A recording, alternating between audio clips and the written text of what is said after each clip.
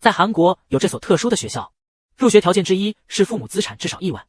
此地的学生家庭均显赫富贵，其中不乏企业大亨、红星云集、政界人士贫贱。宋如愿却是个意外的例外。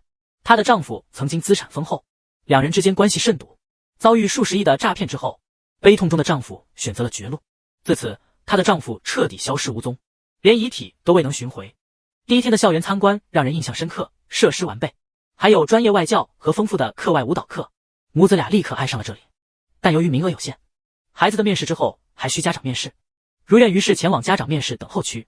这里站着的都是身份显赫的女士们，她们谈论的都是亿万生意，唯独如愿显得难以融入。一位当红女星开着敞篷车而来，名叫车道英。她之所以有资格，是因为她的丈夫是游戏公司的总裁。如愿见车道英进来便点头致意，但车道英对此不予理睬。小男孩看到自己快被抓，在紧急情况下，他赶忙藏进一个柜子，不料下一秒有人锁上了柜门，而此时其他同学还未察觉他的失踪。小男孩在柜内猛烈撞击，却无法打开柜门，他开始大声呼喊母亲，外面电闪雷鸣，很快他的呼喊声就被雷声淹没。参加完聚会的如愿巡视周围后并未发现儿子，他察觉到了异常，于是急忙四处寻找，四处却见不到儿子的踪影。如愿走进洗手间，恰遇那位女士正在化妆，便询问她是否见过自己的儿子。女士直接回答，怎会再次寻找男孩。听她如此说，如愿只得继续寻找。如愿离开后，女人的眼神似藏有秘密。终于在一条走廊里，如愿听到儿子的呼喊，原来儿子被困在柜子里，柜子锁住了，无法打开。无奈之下，如愿脱下高跟鞋，用鞋子猛击柜门的锁，很快就将锁打坏，成功将儿子救出。看着柜中哭泣的儿子，如愿既心疼又感无奈。窗户上写着欢迎2字，显然有人针对如愿而来，究竟是谁呢？返回途中遭遇大雨，如愿背着儿子全身湿透，正好有一位学生家长在场，他名为黄奈云，见他们淋雨，便主动送他们回家。回忆起一天的经历，如愿心情复杂。现今的孩子何其凡尔赛，老师问他们为何选择此校，有的为继承数亿财产，希望接受国际化教育，有的因为母亲是学校的投资者。在韩国，贫穷家庭的孩子能靠读书改变命运，却难改为财阀工作的现实。即使考入首尔医科大学，现在也在这位女士开的医院工作，领取她发的工资。这些夫人并不关心孩子是否真学到东西，他们只为孩子进入顶尖社交圈。只有如愿与众不同，她真心希望孩子能学到有价值的知识。尽管在家长面试中，她的表现及家庭背景与其他几位夫人相比并不突出，出乎意料的，她的儿子竟然成功获得了入学资格。此时，女明星车道英收到了入学面试结果，原本以为会成功的她兴奋地开始更新朋友圈，还请大姐南智善帮忙录制视频发布到朋友圈。但当她打开信封后，才发现她的儿子未获入学资格，这让原本自信满满的车道英大感失望。大姐立即致电学校询问情况，经过询问，得知是如愿的儿子取代了那个名额。无奈之下，车道英只能再次请求大姐帮助争取名额。大姐无法忍受她的软磨硬泡，只好答应。1个月后，大姐南智善和其他人在别墅区举行了入学庆功宴，但奇怪的是，他们恰好发现如愿也搬到了大姐隔壁。要知道，这里的别墅对于一个律师如愿来说本不可能负担，原来是她丈夫在生前暗中为如愿购买。在晚会上，一名女士公开指控如愿谋杀了自己的丈夫，顿时现场哗然，众人开始议论纷纷，对她投以质疑的目光。这究竟是怎么回事？回想起来，如愿的丈夫刚刚还在公开秀恩爱，下一刻便从船上跳海自尽。由于丈夫极为富有，遭受数十亿诈骗，一时难以接受现实，选择了结束生命。更奇怪的是，丈夫跳海后连尸体都未找到，船上只有2个人，一个人失踪了，他们已经核实过了，并安慰如愿孩子安全就是最重要的。校长也希望如愿不要过度追究此事，如愿表明他也不希望事态扩大。如愿表示自己也不想，但担心未来再发生类似事件，以及可能的故意伤害。在无奈之下，校长最终同意让如愿查看监控录像。录像显示，那个柜子正处于监控盲区之外。此时，学校的理事长也来到现场，对此事表示歉意，并承诺将增设监控解决盲区问题。在与理事长的对话中了解到，如愿的丈夫曾是学校的重要支持者，他收到的入学邀请函也是理事长亲自寄出的。这解释了如愿家庭普通却能挤掉别人的名额，从而获得入学资格。这个女人对自己的丈夫究竟有多不满？丈夫给她带回她最爱的食物，她却在下一秒将其扔进垃圾桶，还特意要求保洁阿姨开启厨房和客厅的通风。后来如愿与老师沟通，才发现班上原来有个家长群，加入已久的她才得知此事。班上其他家长都在群内，唯独她被遗漏。得知此情况后，老师安排黄奈云将她加入群内，他很快收到奈云的短信，并成功加入了家长群。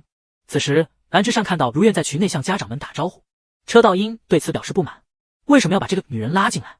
他对如愿取得名额一事耿耿于怀。蓝之善尽量安慰他，表示如愿在这里也难以久留，不必太过介意。尽管蓝之善对如愿也有微词，但他仍表面上保持礼貌，在群内回应如愿的招呼。第二天，蓝之善的女儿邀请同学到自家餐厅玩耍，却故意没有邀请如愿的儿子安以灿。如愿看到儿子羡慕的眼神，便询问他们的去向。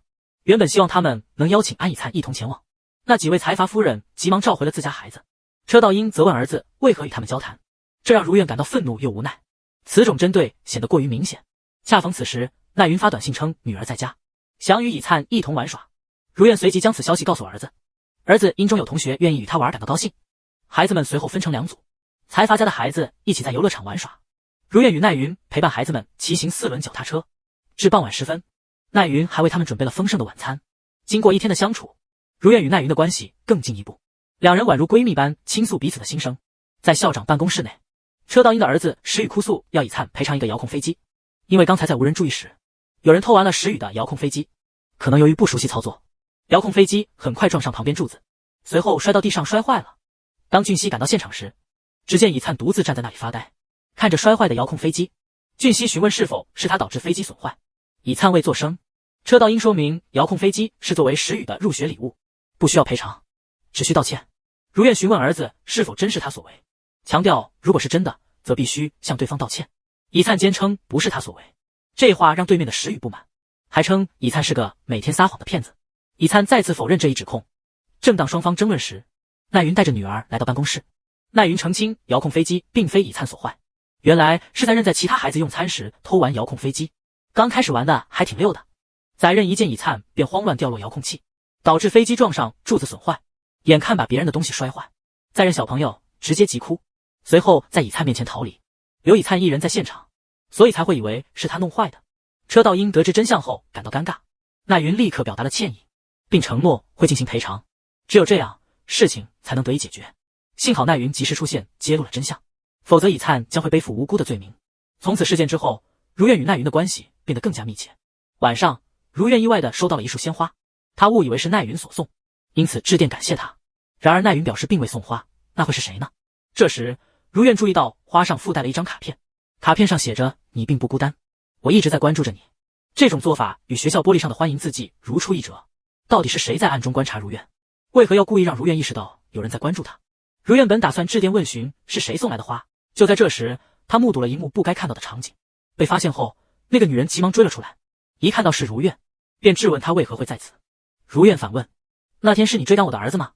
车道英感到有些崩溃，因为如愿已多次向他提及此事。车道英承认仅是追赶，并未有进一步行动，还嘲讽如愿的行为遗传其母。听到这样的评价，如愿一怒之下想推他下水，谁知车道英拉住如愿一同落水。从水中爬出后，如愿要求他澄清当时的情况，否则他将把今天的所见说出去。根据车道英的陈述，那天如愿的儿子在厕所意外发现了他的秘密，担心秘密泄露，他确实追了上去，但在一个摆满柜子的走廊里，他失去了小男孩的踪影。然后他返回原路，正是在那时，他不慎将发卡遗失。他并不清楚为什么小男孩会躲进那里。如愿追问是否是他寄花并发送威胁短信，车道英显得困惑，他根本不清楚如愿所描述的情况，看来这些事情都与他无关。就在此时，车道英接到了儿子的电话，原来警察到家中将其丈夫带走了，她连忙赶了回去。车道英来到警察局处理丈夫的事情，刚刚她的丈夫因为涉嫌某种交易被抓，很快如愿也来到了警察局，还掏出了2份代理辩护的合同让她签，因为她想让车道英聘自己当律师。车道英一看就很不乐意，明明两个人刚才还在吵架，如愿看他不愿意，于是把他追赶自己儿子的视频拿了出来，并表示如果不愿意就把这个交给警方。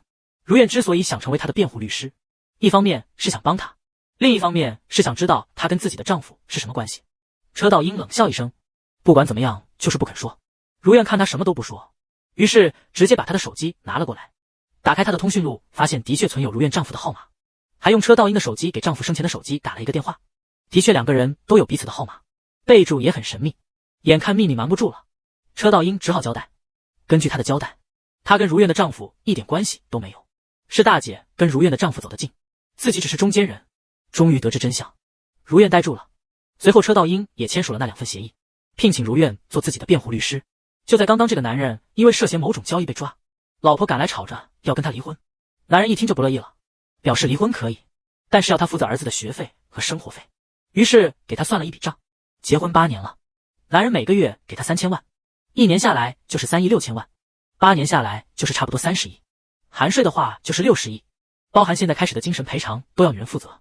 车道英一听压力这么大，也就不敢再提离婚的事，转头就走。回去的路上，车道英对那天的事情向如愿道歉，并且表示自己也是孩子的妈绝对不会做出把人关起来的举动。如愿也开始相信他没有说谎。像车道英这样表面上尖酸刻薄又爱计较的人，心里也都有说不完的难言之隐。外表光鲜亮丽，实则为了面子而装出来的，内心无处倾诉。他们关系不佳，却难得听到车道英对一个讨厌的人吐露心声。晚上回到家中，如愿让事务长调查南至善和丈夫的关系，开始将调查焦点转向南至善。南至善得知车道英与如愿有过接触，表示极大不满。明明一直是盟友，对车道英来说也是无奈之举，但南至善并不打算就此罢休。作为一个财阀家族成员，得知车道英作为艺人接演综艺节目，便只是秘书联系节目负责人，要求撤销车道英的参赛资格。这天家长们聚集开会，学校安排了传统的露营日，届时学生将在校内过夜。南至善介绍，当天还有义卖活动，设有特定摊位来销售每班捐赠的物品，家长需捐赠物品参与义卖。如愿选来选去，最后选了丈夫早年赠的手包。车道英挑选捐赠品时犹豫不决，每件都舍不得，无奈最终选择了一个包参与义卖。这名女子脱下一件衣服，换上一身绿色长裙，与她在家长会上的装束一致。那一天，奈云无意中见到如愿，露出惊异表情，小声称她为杀人犯。恰逢如愿儿子发现车道英的秘密被追赶，情急下躲进柜子，很快出现一只手把她锁在里面，而那个人正是奈云。不仅如此，奈云在玻璃上写下欢迎字样，这是她对如愿的报复。因为如愿丈夫曾与奈云有婚外情，且育有女儿载任，奈云一直自认为是合法配偶。得知丈夫在香港出事，而且尸体未找到时，她非常不安。关键是如愿被宣告无罪释放，这让奈云无法接受。她坚信如愿是凶手，于是决定带女儿回韩国，一方面让她接受更好的教育，另一方面是为了给丈夫复仇。她曾向理事长探寻丈夫的真实死因，奈云不信丈夫是如新闻所言自杀，理事长拒绝透露更多。他建议奈云把孩子送来学校读书，并告诫她不要过问更多，也不要再提起。从那时起，奈云始终暗中观察如愿的行动，凝视着熟睡中的女主。这个女人悄悄拿起枕头走了过去。正当她欲对如愿行凶时，如愿突然醒来，但最终那个女人未能得逞。而就在不久前，载任从以灿的包中取出一张照片，照片是以灿的家庭合影。偶然间发现照片中的男人竟是载任的父亲。载任随后找到体育老师，他显示自己手机上的家庭照，向体育老师提出这样一个问题：我的父亲能否是一个朋友的父亲？体育老师未能理解他的问题，便询问他这是什么意思。载任原想解释，但反思后选择沉默。他心中或许已有答案。那天如愿与奈云在海边闲聊，奈云警告如愿要时刻保持警觉，生活可能随时发生变故。正如这片天空虽晴朗，说不定随时会下暴雨。他显然在暗示着什么，但如愿似乎并未察觉。随后二人决定到餐馆用餐，两人刚落座，周围人开始窃窃私语。他们迅速认出如愿是那位丈夫自杀的女士。如愿察觉到他们的谈话内容，她选择不与他们争执，于是与奈云直接离开了餐馆。当晚如愿收到一条短信，短信提及如愿的丈夫曾多年前投资过大姐的事业，具体两人私下的关系还在调查中。如愿从丈夫的投资记录中发现，确有对大姐所属餐馆的投资，因此她决定让调查人员不惜一切成本查明真相，因为她坚信大姐与她丈夫之间必有某种联系。而大姐南至善感到难以坐视不管，她向理事长透露，计划与其他家长联手驱逐如愿及其子，并要求理事长不介入此事。此外，还寻找奈云，希望他能支持自己，共同将如愿逐出。奈云对如愿怀有深仇，自然不会放过这个机会。这个女人为何如此震惊？原来她无意中从他人手机看到，自己的丈夫竟与其他女人组建了家庭，而这个女人不是别人，正是奈云。因此，如愿前往奈云的画廊找她，未见到人，但却看到了奈云画的一家3口的画作，这让如愿极为愤怒。她直接将画作取下，扔到地上，并用脚猛踩，边踩边辱骂。这一幕让她情绪崩溃。随后，如愿前往学校接孩子，恰逢载任也在场，索性一并带走。这一行动看似简单，实则是为了吸引奈云前来。此时，奈云也来学校接女儿，却久等不见女儿现身，便去询问老师。老师告知他女儿放学即走，之后便失去了踪影。奈云担心出事，很快从监控发现是如愿带走了他的女儿。奈云随即给如愿打电话，如愿并不急于接听，奈云担心女儿安危，显得十分焦急。在奈云第二次拨打时，如愿接听了。奈云质问如愿为何未经同意便带走孩子，如愿解释自己无恶意，只求揭示真相。两人遂约在画廊见面。奈云回到画廊，看到地上被踩烂的画，此时如愿也出现。奈云忍无可忍，上前一巴掌，如愿立刻回一巴掌。原本是亲密无间的闺蜜，如今因一男之争相互殴打，如愿深感失望，没想到最信任的人竟背叛了自己。不仅如此，她还发现在家长招待会那天将儿子关起来，还偷偷给他送来了鲜花和贺卡，又给他发送了威胁性的短信，全是奈云做的。见事情败露，便承认了这一切。但奈云辩称，她之所以这么做，是因为她怀疑如愿谋杀了自己的丈夫。她不相信自己的丈夫会自杀，明明他们同时丧夫，为何只有她一个人如此痛苦？这个女人实在太强悍了，仅仅因为不按她的意愿行事，就被她泼了一脸水。大姐原本打算让理事长将如愿和奈云的孩子开除，没想到理事长不予配合。如愿偶然在门口听到了这些话，看到大姐即将出来，她赶紧躲到了门后。大姐对理事长威胁说：“你会为今天的决定感到后悔的。”说完便转身离开。这时理事长发现了如愿的身影，便走到门边让她出来。如愿听到了他们之间的对话，询问理事长是否属实，难道把自己和儿子安排在这学校都是因为这个女人？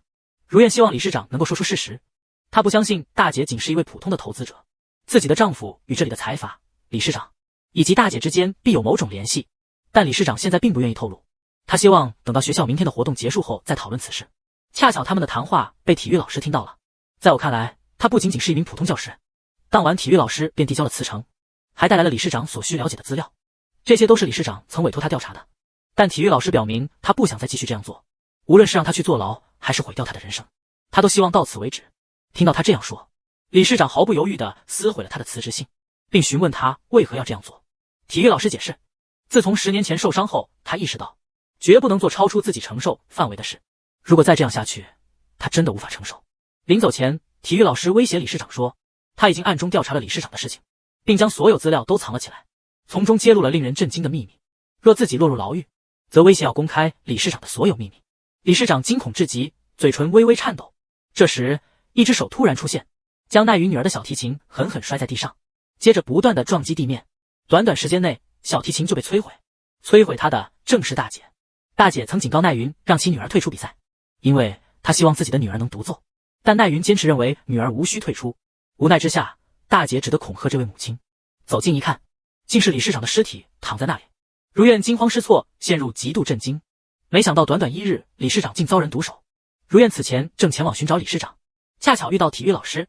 他一直对体育老师的真实身份存疑，就在他拨打神秘人电话时，意外发现体育老师的手机响了，这才明白一直联系他的神秘人是吴老师。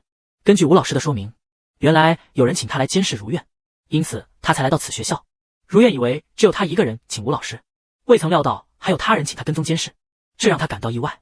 如愿询问他为何监视自己，吴老师沉默不答。见他不肯开口，如愿无奈继续寻找理事长。正当他前行时，走廊突然停电，一片漆黑，而刚刚演奏厅内还灯火通明，下一刻就停电了，一切陷入黑暗。在众人对停电感到惊讶时，唯独大姐露出诡异的笑容。即便停电，也无法阻止如愿前进。她借助手机灯光走向理事长办公室，如愿在门外呼唤理事长，却无人应答。她不得不进去查看，因此发生了开篇所述的一幕。正当如愿准备拨打报警电话时，门外传来清晰的脚步声，原来是奈云正向理事长的办公室走来。演奏厅的灯光已经恢复，奈云走进理事长的办公室，开灯一看，理事长的尸体就在如愿旁边。他惊恐地跳了起来，误以为是如愿谋害了理事长。但实情是什么呢？原来如愿那天正在演奏厅欣赏表演，突然接到理事长的短信，叫他去办公室会面。如愿匆匆前往。与此同时，一个神秘人物已经将重要资料拷走并离开。临走时，他关闭了办公室的灯光。此时理事长已身亡。不止如此，神秘人还走到电闸总开关前，切断了整个学校的电力，因此造成了突然停电。等到如愿进入时，神秘人又恢复了电源。这一切显然是一个精心策划的陷害。在众目睽睽之下，如愿因涉嫌谋杀理事长而被警方当场逮捕。偶然之下，奈云也在事件发生时收到了理事长的短信，因此前往会面。正巧听见如愿与吴老师的对话，误以为他们有不可告人的秘密。尽管两人都是被真凶引入陷阱，但奈云似乎想利用这一点对付如愿。他首先删除了理事长发给自己的短信，然后向警方打电话，声称有重要线索提供。不久后，在审讯室，警方在现场发现了一个手环，询问如愿是否属于他。如愿检视后承认是自己的。原来他在发现李市长的尸体后，本想拨打报警电话，不料李市长突然有了回光返照，紧抓不放如愿的手，手环因此掉落。随后，警方从李市长的指甲中提取到了如愿的 DNA， 与手环上的 DNA 完全匹配，这表明李市长指甲中有如愿的 DNA。如愿解释称是因为李市长拉扯他的手臂，但警方对此表示怀疑。如愿曾说明自己到达时李市长已昏迷不醒，警方还在现场的酒杯中检测出药物成分，这是一种专门治疗心脏病的药物。李市长本身患有心脏病，服用药物属于常规治疗。李市长的死因表面上是心脏麻痹，实际上是因为这次用药量是平常的5倍。警方怀疑有人在李市长的酒杯中投放了过量的药物，李市长饮酒后痛苦倒地，最终因此昏迷死亡。警方怀疑如愿是下药的人。此时奈云也被带到审讯室，他声称已向警方透露了所有事情，并劝告如愿不要再撒谎。如愿感到崩溃，他何时说过谎？更令他崩溃的是，奈云居然谎称在事发前在办公室门外听到了2人的争吵。如愿听后更加愤怒，质疑奈云为何编造这种谎言。此男刚将手机扔进垃圾桶，下一刻如愿便拨打了电话。吴老师急忙捡起手机，电话中得知如愿目前在警局。吴老师感到事态严重，便急忙返回。一到警局，便见到如愿正在接受审讯。如愿找到吴老师，是希望他能再帮一次忙。吴老师询问需要什么帮助，如愿表明自己需要从这里离开，但在此之前需要吴老师的协助，只有吴老师能帮他。如愿曾委托过吴老师，这次吴老师同样未拒绝，欣然答应协助。在如愿的嫌疑未解除前，他仍需在警局被扣留48小时。此时吴老师出现在如愿的住处，因警方即将搜索如愿的家，他希望吴老师能在警方到来前取走抽屉中的手机。警方很快抵达如愿的住处，关键时刻吴老师及时逃脱，未被警方发现。警方开始对如愿的家进行彻底搜查，不遗漏任何一个角落，但搜寻未能找到任何关键证据。正当他们认为毫无所获时，警方意外发现了如愿制作的关系梳理图，这是为了澄清丈夫与其他人关系而制作的。警方在一本账本中发现记录，显示如愿丈夫的公司和大姐饭店的交易额高达数百亿。回到警局，警方再次对如愿审问，尽管审讯了一番，却未能找到有力证据。意识到不能长时间拘留，他指示手下赶快寻找确凿证据，他不愿意就这样放过如愿。与此同时，奈云在调查是谁破坏了女儿的小提琴，监控显示是女儿来到教室，自己将自己小提琴不慎摔坏。奈云对此感到很无奈，由于缺乏证据，警方只好释放如愿。如愿在被拘留48小时后，终于可以安心吃饭。释放后，他的儿子也回到了他身边。警方从监控视频中得知，停电前30分钟，如愿还在走廊中，而李市长服用药物后，至少需要30分钟才会生效。如愿在李市长办公室打的报警电话是晚上7点45分，这表明在李市长遭遇不测前，如愿不在现场，他不可能是害死李市长的凶手。尽管可以排除他的嫌疑，但组长仍然对他抱有怀疑，因为当年她的丈夫神秘消失，组长没有直接证据，但始终怀疑是他所为。此时组长接到电话，得知学校总开关上的指纹已经被检验出，已锁定嫌疑人。组长立即返回抓捕嫌疑人。警方随后前往郑美道与车道英共同经营的餐厅，将郑美道带走。郑美道是餐厅的主厨，他与车道英长期保持婚外关系，他因涉嫌谋害李市长被警方带走。警方查看通话记录发现，郑美道与李市长之间有频繁的通话。组长询问他与李市长的关系，郑美道选择保持沉默。此前车道英的秘密被揭露，除了与自己保持某些关系外，他与李市长也有不寻常的联系。根据郑美道的说法，他与李市长是老朋友，他绝不会害李市长。组长好奇地追问，不是学校的人跑到学校，还关闭学校的店铺。面对这一切，郑美道无法再隐瞒。郑美道无奈坦白了一切，她是应车道英的邀请前往那里的。正巧2人的关系发生了一些裂痕，她的丈夫也恰好出现在现场。郑美看到车道英和自己丈夫亲密的举动，心情极其沉重，一时冲动，她离开了座位，走到学校的发电机房，切断了全校的电源。她这样做完全是因为那情景令她心烦意乱。这个小男孩在深夜竟然看到了多年前去世的父亲，小男孩惊恐地捂住嘴，大声尖叫，但那个父亲的身影已经消失无踪。随后，小男孩将所见画成了一幅图。原来如愿的丈夫并未死亡，而是一直隐居在家中，全天候监视着如愿的每一个动作。如愿已经察觉到了这些异常，她注意到书架后面经常有声音传出，因此她请吴老师帮助自己寻找。吴老师在书架上寻找可能的机关，但什么也没找到。这时他们注意到了书架下的柜子，原来柜子是可以移动的。移开柜子后，他们发现了一扇隐藏的门。吴老师尝试转动门锁，门居然开了。如愿惊讶的说不出话来，他在这个家住了这么久，这是他首次发现这里有一个秘密通道。吴老师和如愿一起沿着通道前进，接下来的景象更是令他们震惊。通道尽头竟然是一个房间，房间内摆放着监控设备，全天候监控着客厅、卧室以及如愿的一切。吴老师在密室门外发现了另一条通道通向外面，吴老师沿着楼梯爬到了上面，上面正是一个通向外部的出口。难怪如愿住了这么久都未曾发现，如愿不知道是谁这样做的。现在家里被人监视，无法安心居住，他只能带着儿子暂住在吴老师家里。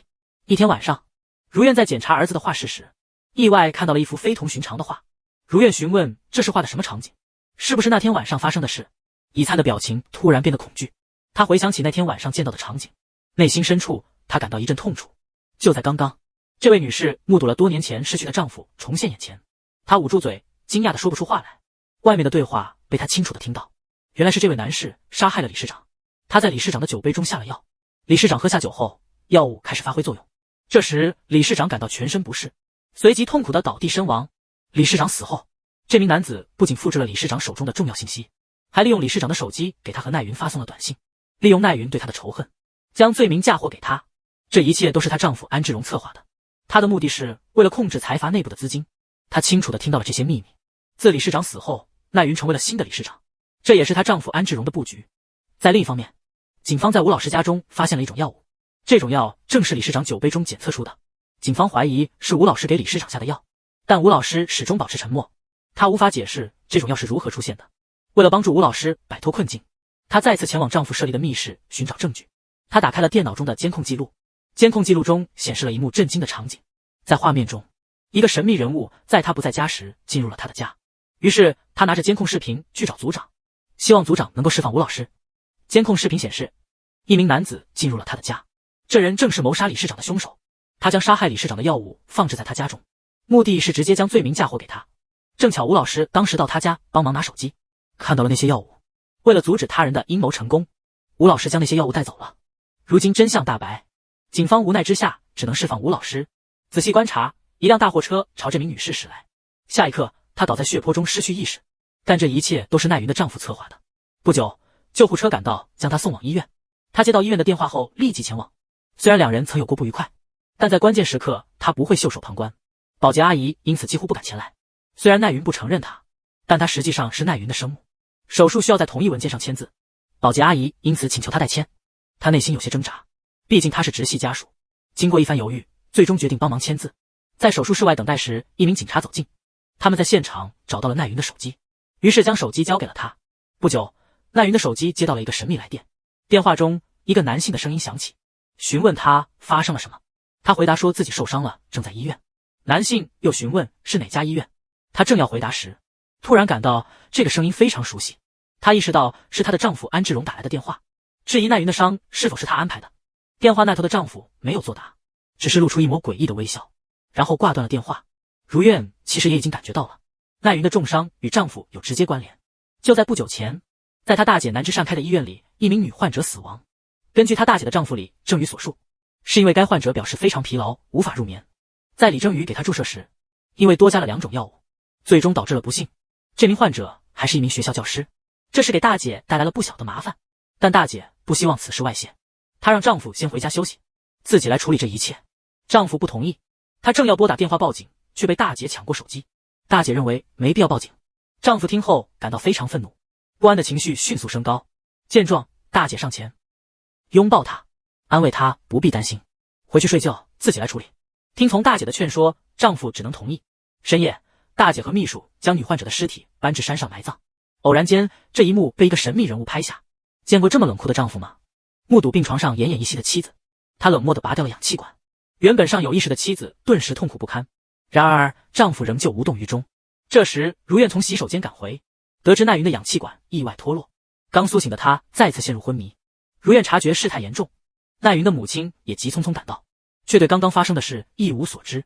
在走廊不经意间擦肩而过那名刚作案的凶手，奈云的母亲未能认出他，凶手却转身头来一瞥，随后带着得意的表情离开。奈云的母亲刚抵达病房，医生便宣布奈云已经去世，这让她震惊不已。如愿泪流满面，看着被白布覆盖的女儿，母亲难以接受这一切，终于接受了残酷的现实，跪地悲痛欲绝。奈云从小就生活在不幸的家庭中，父亲整日游手好闲，并常对母亲施暴，年幼的他对这一切无能为力，目睹父亲用刀威胁母亲。年幼的奈云担心母亲受到伤害，于是上前将父亲一把推开，不料一推之下，父亲不慎撞墙身亡。为免女儿背负罪名，母亲催促他迅速离开，嘱咐他永不回头。自那以后便是12年。12年后，奈云遇到了如愿的丈夫，原以为他会是命运的转折点，未曾料想丈夫竟是这样的人。奈云临终前终于流下悔恨之泪。至于奈云是否真的去世，故事还有待续。尽管原本悲伤难抑，在如愿透露的秘密后，情绪有所缓解。白日之下，她被自己的丈夫绑架，为防她逃逸，不仅将她捆绑，还驾游艇至海中。如愿在昏迷后醒来，多年后再遇死而复生的丈夫，心中没有丝毫激动，反而充满了仇恨。尽管丈夫试图触摸她的面庞，如愿对此极为抗拒，因为这个人不仅抛弃了她和儿子，还做下了诸多恶行。之所以将如愿绑来此地，是因为她打乱了她的计划。原来丈夫觊觎学校财阀的资金，正当她转移资金之际，如愿以奈云理事长的身份终止了交易，并申请冻结了所有账户，因此正在转出的金额被退回。丈夫对此感到非常愤怒。如愿回应道：那些本就不属于你，他只是让物归原主而已。听后，丈夫立刻变得不耐烦，责怪如愿不理解自己的处境，接着拿出刀来威胁如愿。丈夫声称若拿不到钱，便要让如愿从此消失。在巨大的压力下，如愿不得不打电话请求恢复之前终止的交易和冻结的账户，只有这样可能还有一线生机。账户恢复正常后，丈夫又变了脸，他一怒之下将如愿推入海中。如愿一声惊呼后便沉入水底，丈夫以为已经得手，未料奈云的母亲悄然出现，一击使她痛苦倒地。随即奈云的母亲跳水救起如愿。当如愿再次苏醒时，她已经在医院中，幸亏得到及时救助，无生命危险。从警方那里得知，如愿的丈夫虽受伤，但尚存活，警方正在紧急寻人。自此事件后，警方不再将如愿视为嫌疑人。与此同时，学校老师在检查学生柜子时，在李俊模的柜子中发现了不寻常之物，校方随即决定报警处理。原来在病房守护的如愿突然发现，原本昏迷的奈云已苏醒，并且能够听到她的声音，这让如愿感到非常惊喜。奈云向如愿透露，她已得知丈夫的真实目的，为阻止丈夫的阴谋，两人计划上演一出戏来迷惑她，这才幸运地躲过一劫。奈云此次外出治疗兼养伤，不仅身体恢复了，还将财阀内的资金全部转为治疗费用。当丈夫查看账户时，直接目瞪口呆，发现账户内的资金已经被全部提取，这是他完全没预料到的。现在计谋未成，钱也未能得手，他的日子显然不会好过。来自香港的陈会长得知此事后，立即打来电话。原来两人曾有过合作，陈会长曾对财阀学校进行过投资，现在资金不翼而飞，他要求安志荣返还资金，安志荣承诺一定会取回资金。此时被陈会长手下持枪逼迫，安志荣没有任何议价的余地，他慌乱中立刻承诺一定会取回，但对方仅给予他1天时间，否则后果不堪设想。奈云回来后，直接来到海边看望女儿载任。载任见到母亲安然无恙，无比激动，带着泪声跑向母亲。母女俩在生死短暂分离后重逢。载任其实早已知晓，因为如愿曾将这个秘密告诉载任，让他等几天母亲就会归来。但奈云的母亲并未被告知，他一直以为女儿已经不在，始终在女儿的墓前守候。此时奈云突然出现在他面前，长久以为女儿已逝的他难以置信眼前的景象，但愈看愈觉得这是如此真实。随后母女紧紧相拥。自从12年前母亲为他顶罪，将他逐出家门以来，奈云一直不理解，甚至怨恨母亲的行为，一直拒绝与母亲和解。经历这次事件后，终于与母亲和解。有钱真能随心所欲吗？财阀的大公子因吸毒被捕，警察听后哭笑不得，感到无奈至极。随后严肃地强调，他违反了某种防治条例。重要的事情重申一遍，财阀公子轻蔑一笑，还说仅仅是吸了一点而已，何必大惊小怪？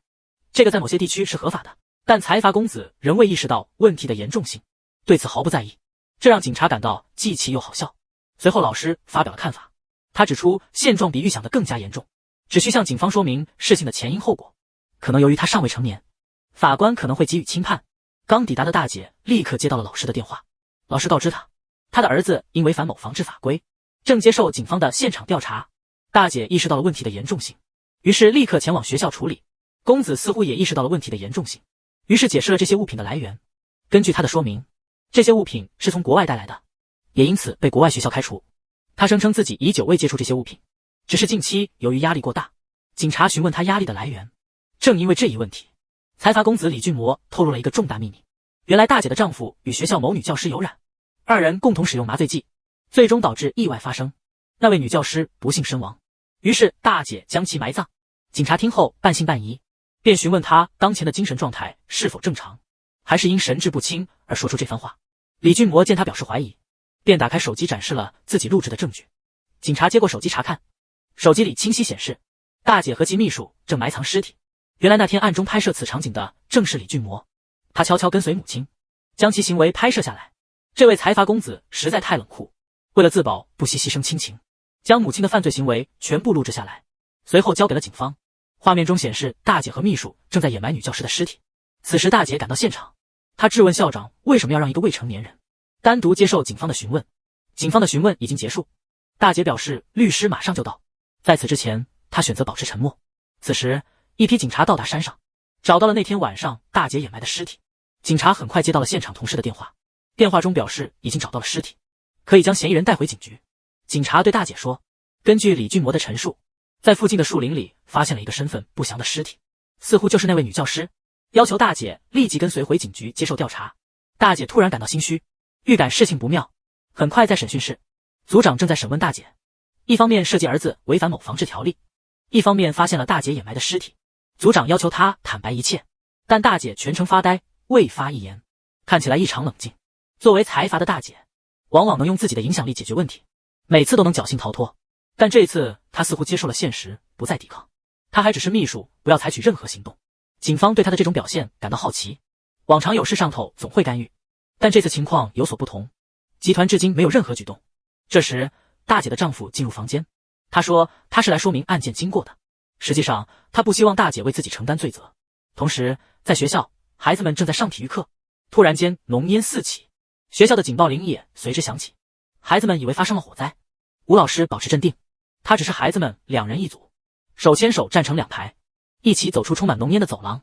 此时一个神秘人物趁机绑架了如愿的儿子，但吴老师未察觉，他牵着另一个孩子的手走出了危险区域。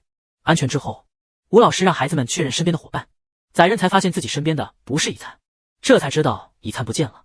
他将事情的经过告诉了吴老师，吴老师闻讯立刻冲回去寻找。这时如愿接到了吴老师的电话，得悉自己的儿子失踪了，他立即赶往学校。此时学校已陷入混乱，他在学校内搜寻未见儿子踪影，偶然在地面上发现儿子遗落的笔记本。2人正在困惑为何会在此处发现笔记本。这时如愿接到了丈夫的短信，原来丈夫偷偷带走了儿子，丈夫故意在学校制造混乱，其目的是掳走儿子，以此来威胁如愿。这个男人为了钱不惜牺牲自己的儿子。如愿为救出儿子，独自一人带着支票前往指定的公园，遵循丈夫的指示，将支票放置在自助售票机上。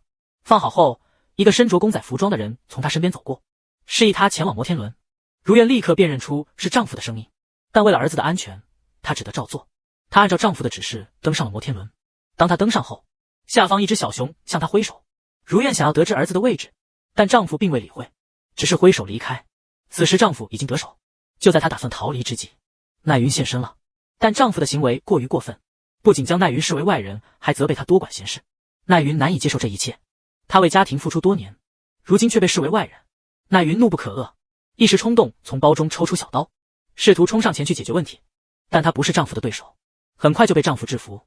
恰在此时，组长及时赶到，并用枪对准了她。丈夫利用奈云作为人质，一步步推至汽车旁，随后驾车逃离现场。逃至一个路口时，安志荣已经安排人手拦截追踪者，这些都是他事先安排的人。警方赶到时，这些人不仅阻挡警方通行，还用一辆大卡车堵住了道路，这使得安志荣得以成功逃脱。他乘坐游艇迅速逃离。正当他自以为安全时，船上一名手下突然用枪指向他，随即枪声响起，安志荣因此丧命。原来这名手下是香港的陈会长所派遣的，目的是为了夺回安志荣手中的资金。最终安志荣被此人利用。警方不久在海边发现了安志荣的遗体。与此同时，如愿和吴老师经过长时间寻找，最终在公园的一间小屋内找到了被丈夫隐藏的儿子。故事接近尾声，大姐南至善终于迎来了她的惩罚。